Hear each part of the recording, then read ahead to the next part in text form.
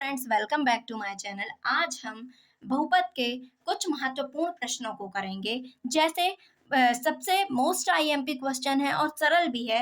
ये पूछा जाता है कि शून्यक निकालिए। एक ग्राफ दिया रहेगा और पूछा जाएगा कि शून्यक निकालिए, शून्यकों की संख्या निकालिए। तो आइए सीखते हैं।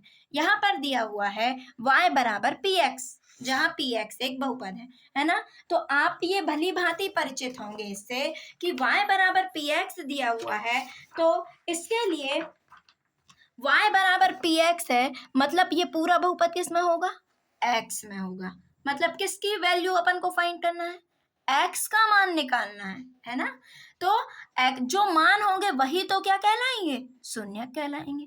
तो हमें ये देखना है कि यदि कोई ग्राफ है ना, ये ग्राफ दिया हुआ है, तो हमें y बराबर पी एक्स में हमको शून्यकों की संख्या निकालना है पी एक्स के। तो आपको ये देखना है कि ये x अक्ष को कोई भी ग्राफ कितने बिंदुओं पर काटता है।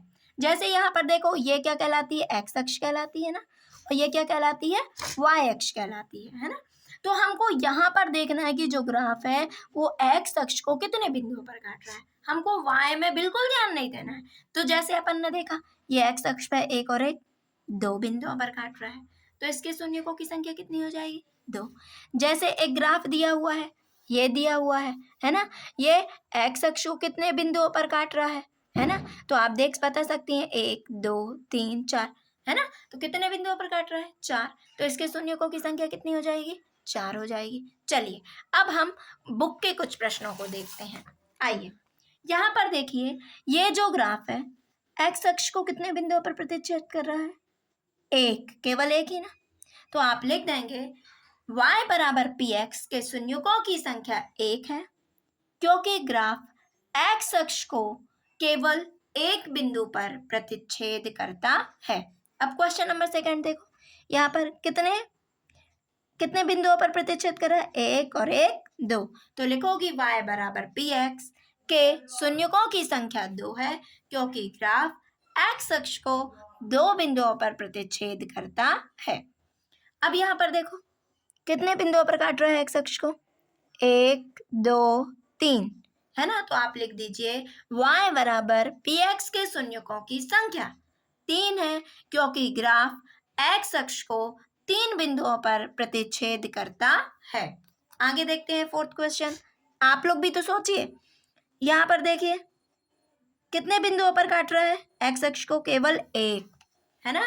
तो लिखोगी y बराबर पी एक्स के शून्यकों की संख्या एक है, क्योंकि ग्राफ x अक्ष को एक ही बिंदु पर प्रतिच्छेद करता है। अब यहाँ पर देखो, कितने बिंदुओं पर काट रहा है? एक, है ना। कहीं और है क्या x अक्ष पे? नहीं, एक ही है। तो इसके शून्यकों की संख्या क्या हो जाएगी? एक हो जाएगी, क्योंकि ग्राफ x अक्ष को एक ही बिंदु पर प्रतिच्छेद करता है। अब यहाँ पर देखो, एक दो तीन चार, तो कितनी हो जाएगी शून्यकों की संख्या? चार। तो आप इसी तरह से लिख लीजिए। कैसे लिखेंगे बताइए? हाँ, तो कैसे लिखेंगे? y बराबर पी एक्स के शून्यकों की संख्या चार है, क्योंकि ग्राफ x अक्ष को चार बिंदुओं पर प्रतिच्छेद करता है। चलिए अब आगे के कुछ प्रश्न देख लेते हैं। यहाँ पर तो यहाँ पर भी वही दिया हुआ है, y बराबर पी एक्स है, तो पी एक्स के शून्यकों की संख्या निकालो। पी एक्स बोल रहा है ना। तो अपन को केवल क्या देखना है कि x अक्ष को कितने बिंदुओं पर प्रतिच्छेद करता है। यहाँ पर काट रहा है? बिल्कुल नहीं काट रहा है, टच भी नहीं कर रहा, है ना। तो यहाँ पर शून्यकों की संख्या क्या हो जाएगी? शून्य हो जाएगी।